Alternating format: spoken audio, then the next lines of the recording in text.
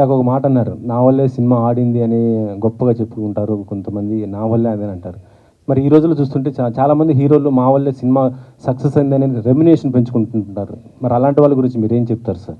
అదే చెప్తున్నాను కదా సార్, ఇప్పుడు ఒక ఇంజన్ తయారు చేయాలంటే చాలామంది ఉంటాయి కానీ ఆ ఇంజన్ తయారవుతుంది. సో అలాగా ఎవరు కూడా స్టేట్మెంట్ ఇవ్వరే. అలాగా తెలుగు ఇండస్ట్రీలో ఎవరు కూడా అలా స్టేట్మెంట్ ఎవరు కూడా స్టేట్మెంట్ ఇవ్వరు. ఎందుకంటే చెప్తానండి, ఎందుకంటే ఇంతమంది ఆర్టిస్టులు ఉంటే, ఇంతమంది టెక్నీషియన్ ఉంటేనే, 20 క్రాస్ ఉంటేనే ఒక సినిమా నడుస్తుంది. అంతే తప్ప ఏ హీరో కూడా ఎప్పుడు కూడా అలా చెప్పుకోరు. కానీ నిర్మాత దగ్గర డిమాండ్ అయితే చేస్తారు కదా, ఓటీటీ నా సినిమా నా వస్తుంది, శాటిలైట్ నా వల్లే పెరుగుతుంది, థియేటర్స్ ఎక్కువ నా వల్లే, ఓపెనింగ్ కూడా మా వల్ల వస్తాయనేసి అంటున్న పరిస్థితి ఉంది ఈ రోజులలో. అంటే ఈ క్వశ్చన్ నన్ను అడగకుండా మీరు ఆన్ అడిగితే బాగుంటుందేమో. కంపల్సరీ వాళ్ళని కూడా అడుగుతాం. కాకపోతే ఇప్పుడు మీరు చెప్పారు కాబట్టి మీ ద్వారా అయినా వాళ్ళకి కన్వే అవుతుందని డెఫినెట్గా. ఎందుకంటే ఒక గొప్ప వ్యక్తి అయ్యామంటే దాని వెనక ఎంతో కష్టం ఉంటే కానీ అవరు, అంతే. సో నేను చెప్పేది, సో అందులో నేను కూడా ఒక పార్ట్ అనుకోవడం, అంతే నాకు తెలిసి. మీకు ఇక మొత్తం అలీ గారి సినిమాకైనా లైఫ్ మొత్తం మళ్ళీ అంటే తర్వాత ఏమైనా మళ్ళీ సినిమా అయ్యే అవకాశం ఉందా అన్న? మీరు సినిమా చెప్తున్నారు చెప్పండి, రేపు వస్తాను.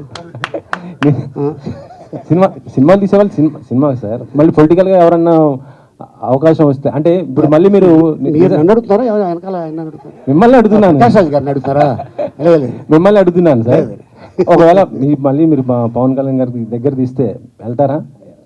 అవకాశం ఉంటే, అంటే మీరు రాజకీయంగా కాకపోయినా సినిమాలో ఆయనతో చేయాలనుకుని అలా చేస్తున్న సందర్భంలో. సార్ ఎందుకు చేయం సార్, మేము ఉన్నదే దానికోసం. డెఫినెట్గా చేస్తాం, పవన్ గారు డెఫినెట్గా చేస్తాం. మీ రిలేషన్ ఎలా ఉంది సార్ ఇప్పుడు? బాగుందండి, 3 పూలు 6 కాయలు. 3 పూలు, మీరు ఇంకో కాయ కూడా ఇవ్వండి, ఇంకో పూలు కూడా ఇవ్వండి. అంతేనా? ఆలీతో సరదాగా అంటూ మీరు పెద్దరికం చేస్తున్నారు కానీ మీలో నటుడు ఇంకా పోలేదు, హీరోయిజం ఇంకా పోలేదు. మళ్ళీ ఈ హీరోగా రీఎంట్రీకి ఏమైనా కథలు వింటున్నారా? ఎప్పుడు ఉండొచ్చు? చేస్తున్నానండి, ఒక యాక్షన్ ఫిల్మ్ చేస్తున్నాను. దాని పేరు దడ్వాంచికల్ దడ్డాండి. పాన్ ఇండియానా, పాన్ వరల్డ్? అది పాన్ గ్లోబల్. జాకీ చైన్ చూసి ఈడెవడు అప్పుడు చెప్తా, అక్కడ బ్రూస్లీ ఉన్నాడు, ఇక్కడ ఆలీ ఉన్నాడు అంటాను. రాజమండ్రిలో ఉదయ్ కుమార్ గారు అని చెప్పి ఎన్టీ రామారావు గారు సాంగ్స్ మీద ఆయన చేసేవాడు. మామూలుగా కూడా బయట షోస్ లేని టైంలో కూడా అదే షూ, అదే హెయిర్ స్టైలు, అదే కళ్ళజోడు, మొత్తం యాజ్ ఇట్ ఈజ్ డ్రెస్ వేసుకొని మార్కెట్కి వెళ్ళేవాడు. ఇదెంత అనేవాడు ఆయన.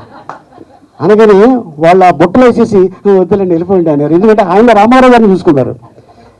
అలాగే రాజమండ్రిలో ఇంకొక ఆయన ఉన్నారు, చక్రవర్తి గారండి. ఆయన అక్కినేని నాగేశ్వరరావు గారు యాజ్ ఇట్ ఈజ్ 555 సిగరెట్ ఆ రోజుల్లో చేతిలో ఉండేది, ఇలాగా అంబాసిడర్ బకెట్ సీట్స్. ఆయన మీసం, ఆ హెయిర్ స్టైలు ఏమిటి అదేవాడు ఏప్రిల్లో కూడా. అరే సేమ్ అంటే అప్పట్లో స్టార్స్ తోటి ఫోటో దిగలేము మనం, కనీసం వీళ్ళతోనే దిగుదాం, అంత క్రేజ్ ఉండేది. నేను దాని రికార్డింగ్ డాన్స్ అనేవారు, అక్కడికి వెళ్ళేవాడిని. ఆ తర్వాత అది అయిపోయిన తర్వాత నాటకం ఏదో బాగుందంటే కంటిన్యూగా చూసేవాడిని. అది అయిపోయిన తర్వాత ఇంటికి వెళ్ళిన తర్వాత అస్సలు ఉండేది, మా నాన్న రెడీగా ఉండేవాడు. దాన్ని మా అమ్మ కాపాడేది. ఇలాగా కుస్తీ అంటే కబడ్డీ. నేను ఈ రూమ్లోకి వెళ్తే ఆ రూమ్లోకి వచ్చేవాడు, అక్కడ 4 కొట్టేవాడు. మళ్ళీ ఈ రూమ్లోకి వెళ్తే ఈ రూమ్లోకి వచ్చి 4 కొట్టేవాడు. తర్వాత ఇక ఈడు ఎంత కొట్టినా ఇంతే అని మా గురుగారు శ్రీపాద అజిత్ మోహన్ మిత్ర రాజమండ్రి, ఆయన ఆర్కెస్ట్రా ఉంటే, సార్ మావాడు కొంచెం చదువు మీద ఇంట్రెస్ట్ చూపిస్తలే సార్, ఆడికి ఎంతసేపు కళ సినిమాలకు వెళ్ళిపోతుంటాడు అని ఇలాగ చెప్పగానే, సార్ నా దగ్గర పంపించాన్నారు. ఆయన దగ్గరికి వెళ్ళా. టీ తాగే గ్యాప్లో మిమిక్రీ చేసేవాడిని. షోలే డైలాగులు హిందీలో రామారావు గారు చెప్తే ఎలా ఉండేది. అది జనాలకి నచ్చి మెచ్చి, ఆయనే మీ ఆర్కెస్ట్రా మా ఊళ్ళో రావాలి, వచ్చేటప్పుడు అబ్బాయిని తీసుకురండి, అడుగున్నాడు కదా హాఫ్ టికెట్ అని తీసుకురండి అని.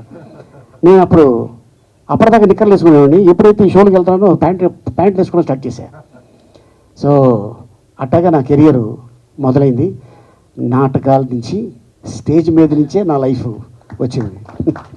దిలీప్. ఈ వీడియో నచ్చితే లైక్ చేయండి. అలాగే మా ఛానల్ ని ఫస్ట్ టైం కనుక చూస్తున్నట్టయితే ఇప్పుడే సబ్స్క్రైబ్ చేసుకుని పక్కనే ఉన్న గంట సింబల్ ని యాక్టివేట్ చేసుకోండి. అప్పుడే మేము పెట్టే ప్రతి వీడియో మీకు నోటిఫికేషన్ గా వస్తుంది. అలాగే ఈ వీడియో పూర్తిగా చూసినందుకు ధన్యవాదాలు.